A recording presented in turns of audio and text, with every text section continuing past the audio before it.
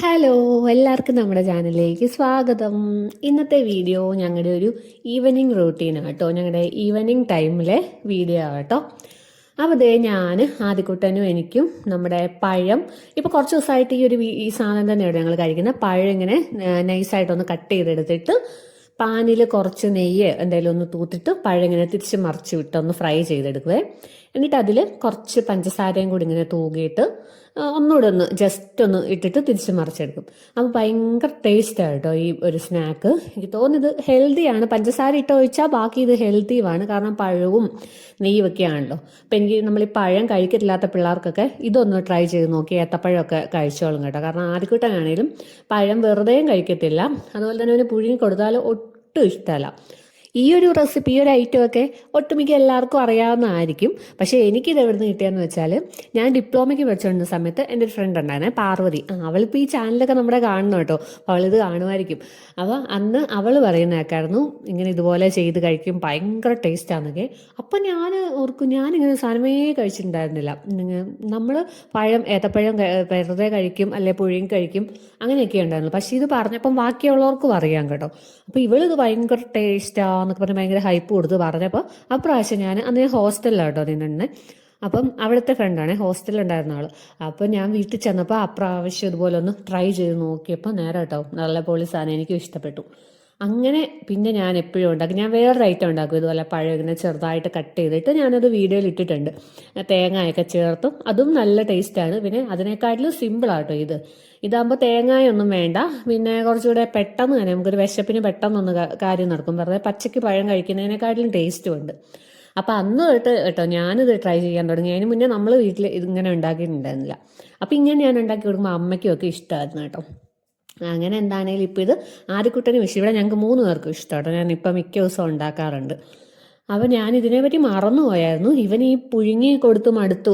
പുഴുങ്ങിയ പഴം കൊണ്ടുപോയി കഴിക്കാതായപ്പോൾ ഞാൻ വീണ്ടും ഇതിനെപ്പറ്റി ഇങ്ങനെ ഓർത്തെടുത്തിട്ട് ഉണ്ടാക്കാൻ തുടങ്ങി. അപ്പോൾ ദേണ്ട 4 മണിക്ക് ഞാൻ അതുകൊണ്ടും എനിക്ക് ഇതൊക്കെ ഉണ്ടാക്കി അതെല്ലാം കുഞ്ഞാക്കി ഒന്ന് കട്ട് ചെയ്തെടുത്തു കേട്ടോ. അതുകൊണ്ടു ചെറിയ ചെറിയ പീസാക്കി കൊടുക്കും ഞാൻ. അതാകുമ്പോൾ അവന് ഫോർക്കും വെച്ച് കുത്തി അങ്ങ് കഴിച്ചോളുവേ.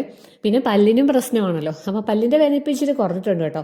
കുറച്ചൊക്കെ മരുന്ന് ഒരു വിധത്തിൽ പഞ്ചസാരയൊക്കെ ഇട്ട് കൊടുത്തൊന്ന് മിക്സ് ചെയ്തിട്ട് കൊടുത്ത് അങ്ങനെ കുടിക്കുവേ.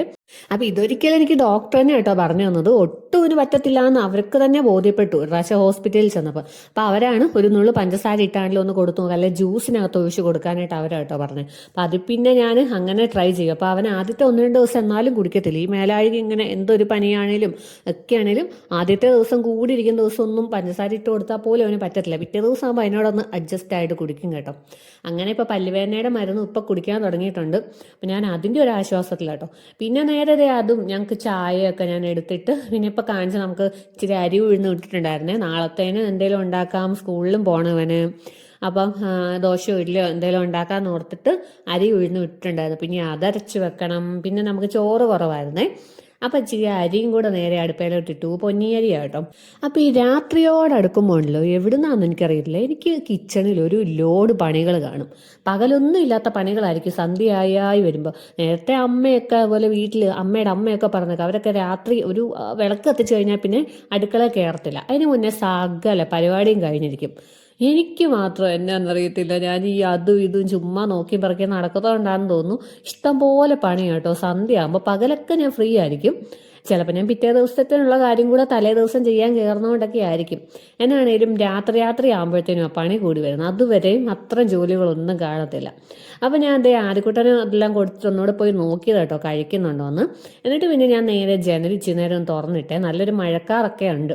പിന്നെ ഇപ്പം വിളക്ക് കത്തിക്കണം, അങ്ങനെ കുറച്ച് പരിപാടിയൊക്കെ ഉണ്ട്. അപ്പം അതിൻ്റെ ഇടയ്ക്ക് ഞാൻ തിരിച്ച് കിച്ചണിലോട്ട് പോകാൻ നോക്കിയപ്പോഴേ എൻ്റെ കലണ്ടർ പിന്നെയും കിടക്കുന്നു. ജന്മം ചെയ്ത് ഈ കലണ്ടർ അവിടെ ഇരിക്കത്തില്ലെന്നേ. ആ ഒട്ടിച്ച് വെച്ചേക്കുന്ന ടേപ്പാണെങ്കിൽ ഭയങ്കര, നമ്മുടെ ഈ കാറയിലൊക്കെ ആണെങ്കിൽ നമ്മുടെ ഈ ദൈവങ്ങളുടെ ഇതൊക്കെ ഒട്ടിക്കത്തില്ലേ, അത് വെയിൽ കൊണ്ടാൽ പോലും പറഞ്ഞു പോകത്തില്ലാത്ത അത്രയും നല്ല സ്ട്രോങ് ആയിട്ടുള്ള പശ കേട്ടോ. അത് വെച്ച് ഒട്ടിച്ചിട്ട് പോലും ആ കലണ്ടർ അവിടെ ഇരിക്കുന്നില്ല.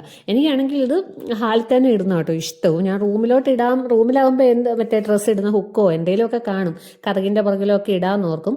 പക്ഷെ എനിക്ക് ഈ കലണ്ടർ ഹാളിൽ തന്നെ കിടന്ന് കാണുമ്പോൾ ഒരു രസമായിട്ടോ, ഒരു ആശ്വാസം. പെട്ടെന്ന് പോയി ഡേറ്റൊക്കെ ഒന്ന് നോക്കാനും ഒക്കെ. ആയിക്കോട്ടാ, എങ്ങനെയുണ്ട് പൊന്നിൻ്റെ പല്ലിൻ്റെ വേദന പോയോ? പോയല്ലോ. Back to normal size. അമ്പടാ, പെട്ടെന്ന് നോർമൽ ആവട്ടെ. തുടങ്ങിയില്ല. ഇപ്പൊ വേദനയുണ്ടോ അപ്പൊ ചെറുതായിട്ട് മക്കൾക്ക്?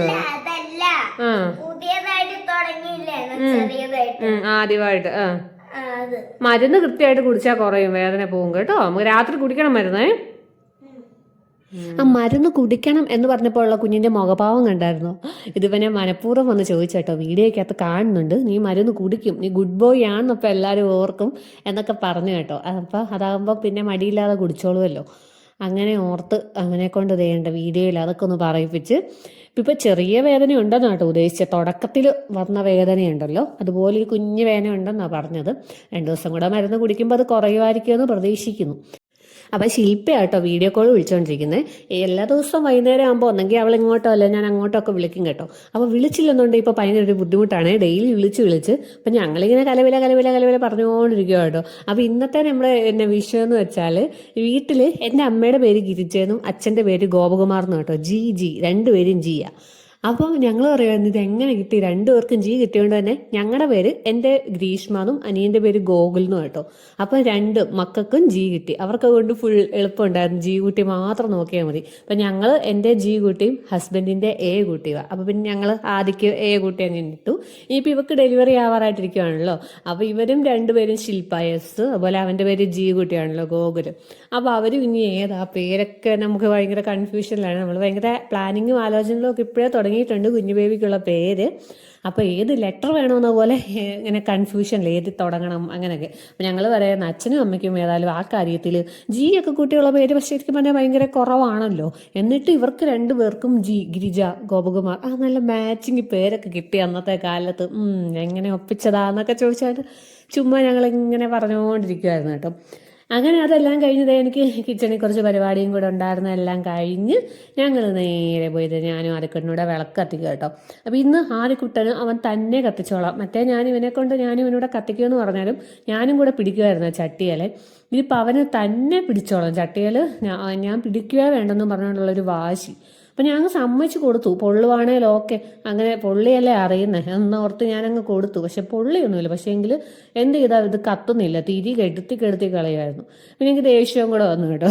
പിന്നെ അത് കഴിഞ്ഞ് ഞാനും അവനും കൂടെ തന്നെ കത്തിച്ച് വിളക്ക് കത്തിച്ച് പ്രാർത്ഥനയെല്ലാം കഴിഞ്ഞിട്ട് കുറേ ദിവസമായി ഞാൻ ചമ്മന്തി ഇടിച്ച് നോക്കാം. ഞാൻ ഇതുവരെ ഉണ്ടാക്കിയിട്ടില്ലേ, ഫസ്റ്റ് ട്രൈ കേട്ടോ.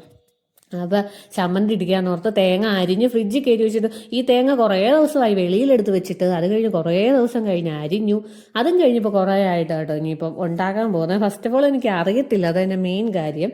അപ്പം ഞാൻ ഇതിൻ്റെ ഇടയ്ക്ക് തേങ്ങ വറക്കാൻ തുടങ്ങി കഴിഞ്ഞപ്പോഴത്തേനും ഇനി ഇത് എങ്ങനെ ഉണ്ടാക്കുന്നത് എന്നൊരു ഡൗട്ട്, പൊടികൾ എന്നാക്കെ വേണം അങ്ങനെയൊക്കെ ഒരു ഡൗട്ട്. ജസ്റ്റ് ഒന്ന് യൂട്യൂബിൽ നോക്കിയാൽ മതി. എന്നാലും നമുക്ക് അമ്മയോട് ചോദിച്ചു കഴിയുമ്പോഴത്തേനും ഒന്നുകൂടെ ഒരു വിശ്വാസമാണല്ലോ. കാര്യം യൂട്യൂബിൽ കിടക്കുന്ന നോക്കിയാൽ മതി, നമുക്ക് ആരോടും ചോദിക്കേണ്ട കാര്യമില്ല. എന്നാലും നമ്മുടെ വീട്ടിലുണ്ടാക്കുന്ന ആ സെയിം ടേസ്റ്റ് എനിക്കാണ്. അമ്മയുടെ ചമ്മന്തിപ്പൊടി ഭയങ്കര ഇഷ്ടം കേട്ടോ. ഇങ്ങനെ അധികം ഇട്ട് അമ്മ പൊടിക്കത്തൊന്നുമില്ലേ, അപ്പം ഇങ്ങനെ കരകരാന്ന് ഇങ്ങനെ ചവച്ച് നല്ല രസമാണ്, നല്ല ടേസ്റ്റാണ്. അപ്പം ഞാൻ ഇടയ്ക്ക് വെച്ച് അമ്മയോടൊന്ന് ചോദിക്കാമെന്നൊക്കെ ഓർത്തു. അപ്പം ആദ്യക്കുട്ടാൻ ദേണ്ട ഞാനും കൂടെ വരാമെന്നും പറഞ്ഞുകൊണ്ട് അവിടെ കയറിയിരുന്നു. ഇവനീ പറഞ്ഞ പോലെ വലിയ ഇഷ്ടം കേട്ടോ ഇങ്ങനെ ഇരിക്കാൻ. പിന്നെ ഞാനും ഓർക്കും കുറേ നേരം ടി വിയുടെ മുന്നേ നിന്ന് മാറി ഇരുന്നോളുമല്ലോ എന്ന് ഓർത്ത് കയറ്റിയിരുത്തും. പക്ഷെ ഇരുത്തിയായാലും വലിയ പ്രശ്നം, അവനെ അളക്കാൻ പിടിക്കാന്നൊക്കെ പറഞ്ഞുകൊണ്ട് വരും. പിന്നെ കുറേ നിലത്ത് കിടക്കും, പിന്നെ ഞങ്ങൾ വഴക്കാകും, പിന്നെ പൊള്ളിയാൽ പിന്നെ അതുമാകും പ്രശ്നം, അങ്ങനെയൊക്കെ. അപ്പം എൻ്റെ കുഞ്ഞു സഹായി അവിടെ കയറി ഇരിപ്പുണ്ട്. അപ്പം ഞാൻ അമ്മേൻ്റെ ഇടയ്ക്ക് വിളിച്ച് ചോദിക്കാം കേട്ടോ. അപ്പം അമ്മയോട് ചോദിച്ചിട്ട് ഉണ്ടാക്കുമ്പോഴത്തേനും എനിക്ക് ഉറപ്പുണ്ട് നമുക്ക് വീട്ടിലുണ്ടാക്കുന്ന ഒരു സെയിം ടേസ്റ്റ് കിട്ടുമോ എന്നുള്ളൊരു ഉറപ്പുണ്ട് കേട്ടോ. ഇവിടെ ഞങ്ങൾക്ക് ആദ്യക്കുട്ടൻ്റെ കാര്യം എനിക്ക് അറിയത്തില്ല, ഇവർ ചമ്മന്തിപ്പൊടി ഇഷ്ടമാണെന്ന് അറിയത്തില്ല, ഞാൻ അങ്ങനെ കൊടുത്തിട്ടില്ല. അപ്പം ഞങ്ങൾക്ക് 2 പേർക്കും ഭയങ്കര ഇഷ്ടം കേട്ടോ. ഞങ്ങൾക്ക് നല്ല, നമുക്ക് എല്ലാവർക്കും ഇഷ്ടപ്പെട്ട ഒരു സാധനമായിരിക്കുമല്ലോ അല്ലേ ഈ ചമ്മന്തിപ്പൊടി. അപ്പോൾ ഇതാണെങ്കിൽ അന്ന് നാട്ടിൽ നിന്ന് നമ്മൾ വന്നിട്ട് ഇപ്പോൾ എത്ര മാസമായി, 1 മാസം കഴിഞ്ഞല്ലോ. അപ്പം ആ ലാസ്റ്റ് വന്നതിലും മുന്നിലത്തെ പ്രാവശ്യം പോയിട്ട് വന്നപ്പോൾ പുതുപ്പള്ളിയിൽ നിന്ന് അമ്മ തന്നിട്ട തേങ്ങ കേട്ടോ, ഉണക്കത്തേങ്ങ 2 എണ്ണം ഉണ്ടായിരുന്നു. അപ്പം അതിൽ നിന്ന് ഒരെണ്ണമാണ് ചമ്മന്തി അടിക്കാന്ന് ഓർത്ത് ഇപ്പോഴെങ്കിലും ഞാൻ പുറത്തെടുത്ത്. അമ്മ തന്നു കിട്ടിയിട്ട് ഇപ്പോൾ 2 മാസം ആവാറായെന്ന് തോന്നുന്നു. അപ്പം അഴുക്കായിരിക്കും എന്നൊക്കെ ഓർത്താണ് ഞാൻ പൊട്ടിച്ചെടുത്തത്. പക്ഷേ കുഴപ്പമില്ല, നല്ല തേങ്ങയായിരുന്നു കേട്ടോ, നല്ല കൊപ്രയായിട്ടുണ്ടായിരുന്നു. പിന്നെ ഞാൻ ഫ്രിഡ്ജിൽ നിന്ന് തണുപ്പ് പോകാൻ വേണ്ടിയിട്ട് ഒരു തേങ്ങയുടെ പീസ് കൂടെ എടുത്ത് വെച്ചിട്ടുണ്ടായിരുന്നേ. അപ്പം നാളത്തെ ദോശയ്ക്കുള്ള ചമ്മന്തിക്ക് ചിരണ്ടി ഫ്രിഡ്ജിലോട്ട് അങ്ങ് കയറ്റി വെച്ചേക്കുവാണെങ്കിൽ രാവിലെ എടുത്ത് അങ്ങ് അരച്ചാൽ മതിയല്ലോ. അപ്പം അതിൻ്റെ ഇടയ്ക്ക് ഇതേ എൻ്റെ ഹസ്ബൻഡ് വന്നു. ഹസ്ബൻഡിൻ്റെ ഞാൻ കയ്യോടെ സ്നേഹനിധിയായ ഭാര്യ ഒരു ചായയൊക്കെ എടുത്ത് കൊടുക്കും കേട്ടോ. എന്നിട്ട് പിന്നെ ചായയൊക്കെ കൊടുത്തു. അത് കഴിഞ്ഞിട്ട് പിന്നെ എൻ്റെ ചമ്മന്തിപ്പൊടിയുടെ തേങ്ങ വറുത്തത് തണുത്തിട്ട് വേണമല്ലോ മിക്സിയിട്ട് അടിക്കാൻ. അപ്പോൾ അത് ദേ അവിടെ തണുക്കാൻ വേണ്ടി വെച്ചിട്ടുണ്ട് കേട്ടോ. ഇനിയിപ്പോൾ ആ നേരത്തെ ഞാൻ മിക്സിക്കകത്തോട് നമ്മുടെ ചിരണ്ടി വെച്ച തേങ്ങായും പൊട്ടുകടല എല്ലാം കൂടി ഇട്ട് ജാറിനകത്ത് തന്നെ ഇട്ട് നേരെ അടച്ച് ഫ്രിഡ്ജിൽ അങ്ങ് വെക്കുക. അപ്പോൾ രാവിലെ എടുത്ത് നമ്മൾ ഏക്കുമ്പോഴേ ഒന്ന് തേങ്ങ എടുത്ത് പുറത്തോട്ട് വെച്ചിട്ട് ഇച്ചിരി തണുപ്പ് മാറുമ്പോൾ നേരെ ഇതിനകത്തോട്ടിട്ട് സാധനങ്ങളെല്ലാം കൂടി ചേർത്ത് അങ്ങ് അരച്ചാൽ മതി. അപ്പോൾ ചില സമയം ഞാൻ മുളക് പൊടിയും ഉള്ളിയും ഉപ്പും എല്ലാം ഇട്ടിട്ട് അങ്ങ് ഫ്രിഡ്ജിൽ വെക്കുവേ. ഇന്നിപ്പോൾ ഞാൻ അങ്ങനെയൊന്നും ചെയ്തില്ല, നേരെ എടുത്ത് കൈയോടെ ഫ്രിഡ്ജിൽ വെച്ചു. ഞാനാണ് എവിടെയെല്ലാം എളുപ്പപ്പണി ചെയ്യാവോ അതെല്ലാം ചെയ്യും കേട്ടോ. രാവിലെ അത്ര താമസിച്ചേറ്റാൽ മതിയല്ലോ. അപ്പോൾ ഇപ്പം ഞാൻ 6 മണി 6:30 അങ്ങനെ ടൈമിലൊക്കെയാണ് കേൾക്കുന്നത്. പിന്നെ രാവിലത്തേന് ചപ്പാത്തി മതി എന്ന് പറഞ്ഞു. ഞങ്ങളുടെ ദേശീയ ഭക്ഷണം കേട്ടോ, ദേശീയ ബ്രേക്ക്ഫാസ്റ്റാണ്, മിക്ക ദിവസമുള്ള സാധനമല്ലേ ഈ ചപ്പാത്തി. അതെന്താണെന്ന് വെച്ചാൽ ഹസ്ബൻഡിൻ്റെ ഫേവററ്റ് സാധനമാണ്. അപ്പോൾ അതേണ്ട കുറച്ച് മതി. അപ്പോഴത്തേനും ചപ്പാത്തിക്കുള്ളെടുത്ത് കുഴച്ച് വെക്കാമെന്ന് ഓർത്ത് അതും കുഴച്ച് കയ്യോടെ വെക്കുവാണ്. അപ്പോൾ രാവിലെ ചപ്പാത്തിക്ക് പിന്നെ എന്നാ കറിയും കൂടി ഇനി എന്തെങ്കിലും മുട്ടക്കറിയോ എന്തെങ്കിലും വെക്കണം. അപ്പോൾ അതിനുള്ളതും അരിയണം. അപ്പോൾ ആ പാത്രത്തിൻ്റെ വക്ക് പൊട്ടിപ്പോയെന്ന്, എൻ്റെ നല്ലൊരു പാത്രം എനിക്ക് അമ്മ തന്നതായിരുന്നു. ഇതിനെ മണ്ടവശം ഇങ്ങനെ റൊട്ടേറ്റ് ചെയ്യുമ്പോഴത്തേനും ഇങ്ങനെ എന്താ ചൂട് സാധനം നമ്മളകത്ത് വെച്ചേക്കുന്നെങ്കിൽ അതിലെ ചൂട് പോകാൻ വേണ്ടിയിട്ട് ഓരോ കുഞ്ഞു ഹോളൊക്കെ ഉള്ള നല്ലൊരു പാത്രമായിരുന്നു. അത് മൈക്രോവേവിലൊക്കെ വെക്കാൻ പറ്റുന്ന പാത്രമാണ്. പക്ഷെ അത് ഫ്രിഡ്ജിനകത്ത്, ഞാൻ ഫ്രീസറിനകത്ത് തേങ്ങ ഇട്ട് വെച്ചിട്ടുണ്ടായിരുന്നു. അപ്പോൾ ഫ്രീസർ ഇരുന്നോണ്ടോ മറ്റവാണ് നേരെ എടുത്ത് താഴോട്ട് എന്തിനോ തുറന്നെടുത്തപ്പോഴത്തേനും താഴ്ത്തു പോയി. അപ്പോൾ അതങ്ങ് ഒടിഞ്ഞു പോയെന്നേ. ഫ്രീസറിൽ ഇരുന്നപ്പോഴത്തേനും മൊത്തം തണുത്ത് ഐസ് കട്ട പോലെ ഇരുന്നതല്ലേ, അതാ പറ്റിയത്. അങ്ങനെ തേണ്ട അതെല്ലാം കുഴച്ചെടുത്ത് മാറ്റി. പിന്നെ മുട്ടക്കറിക്കുള്ള സവാള അരിഞ്ഞ് വെക്കലെന്നൊക്കെയാണ് കേട്ടോ ഞാൻ പറഞ്ഞ് കേട്ടേക്കുന്നത്. പക്ഷേങ്കിൽ എന്നാണെന്നറിയില്ല, ഞാൻ പിന്നെ നമുക്കറിയാമെങ്കിലും ചില കാര്യങ്ങൾ പിന്നെ ഇനിയും ചെയ്യലെന്ന് ഓർക്കും. പിന്നെ വന്നിട്ട് ഞാൻ അങ്ങനെ തന്നെ രാവിലത്തെ എളുപ്പം ഓർത്ത് ചെയ്യുന്ന കേട്ടോ. എനിക്ക് ഏറ്റവും മെനക്കെട്ട ഒരു പണി സവാള അരിച്ചിൽ, കണ്ണും മൂക്കും എല്ലാം നീറ് ജലദോഷവും പിടിച്ച്. അപ്പോൾ പിന്നെ ഞാൻ രാവിലെ അതിനൊക്കെ നിന്നാൽ ശരിയാകത്തില്ലെന്ന് ഓർത്ത് സവാള അങ്ങ് അരിഞ്ഞ് തന്നെ വെക്കുവേ. അപ്പോൾ അതെല്ലാം വെച്ചു. പിന്നെ അതേണ്ടി ഇത് മാവരയ്ക്കാൻ വേണ്ടിയിട്ട് ഇച്ചിരി ചോറ് തണുക്കാൻ വേണ്ടിയിട്ട് ചോറ് ഞാനിപ്പോൾ വൈകിട്ടാണല്ലോ വെച്ചത്. അപ്പോൾ ചോറ് തണുത്തിട്ട് അതിനകത്ത് ചേർക്കാൻ ഓർത്ത് എടുത്ത് വെച്ചാണ്. പിന്നെ അതേണ്ട തേങ്ങ ജാറിലിട്ട് തണുത്തപ്പോൾ അപ്പോൾ അതൊന്ന് ക്രഷ് ചെയ്തെടുത്തിട്ട് ഇച്ചിരി ഉഴുന്നും കൂടെ അങ്ങോട്ട് വറുത്ത് വെച്ച്. അപ്പം അമ്മയാ പറഞ്ഞു ഉഴുന്ന് നന്നായിട്ട് ഇടുവാണെങ്കിൽ നല്ല ടേസ്റ്റ്, ഉഴുന്നും കരിയാപ്പിലയും എല്ലാം കൂടെ. അപ്പം എനിക്ക് കരിയാപ്പില ഇല്ലായിരുന്നു, ഈ വീട്ടിൽ ഞാൻ മേടിക്കാറേ ഇല്ലാത്തൊരു സാധനം, നാട്ടിൽ നിന്ന് വരുമ്പോൾ കൊണ്ടുവരും, അതേ ഉള്ളൂ. അത് പിന്നെ കുറച്ച് നാളല്ലേ ഇരിക്കത്തുള്ളൂ. അത് കഴിഞ്ഞിട്ട് ഇവിടുന്ന് ഞാനിങ്ങനെ മേടിക്കാറില്ല. കാരണം അമ്മ പറഞ്ഞു, പുതുപ്പള്ളിയിൽ അമ്മ പറഞ്ഞു കരിയാപ്പിലൊക്കെ ഒത്തിരി ഇങ്ങനെ അഴുക്കൊക്കെ അടിക്കുന്നതാന്ന് പറഞ്ഞാൽ പിന്നെ ഞാൻ ഓർത്തു ഇട്ടില്ലേലും വേണ്ട, ഞാൻ അഴുക്ക് മനഃപൂർവ്വം കഴിക്കേണ്ടെന്ന് ഓർത്ത് പിന്നെ അത് വാങ്ങിച്ചില്ല കേട്ടോ. അപ്പോൾ പിന്നെ ബാക്കിയെല്ലാം ഉണ്ട് ചമ്മന്തിപ്പൊടിയിൽ ഇടാനേ. അപ്പോൾ പിന്നെ ഇച്ചിരി കഴിഞ്ഞപ്പോഴത്തേനും ഇവർക്ക് രണ്ടുപേർക്കും മ്യൂസ്ലി വേണമെന്ന് പറഞ്ഞപ്പോഴത്തേനും അതും ഉണ്ടാക്കി കൊടുത്ത്.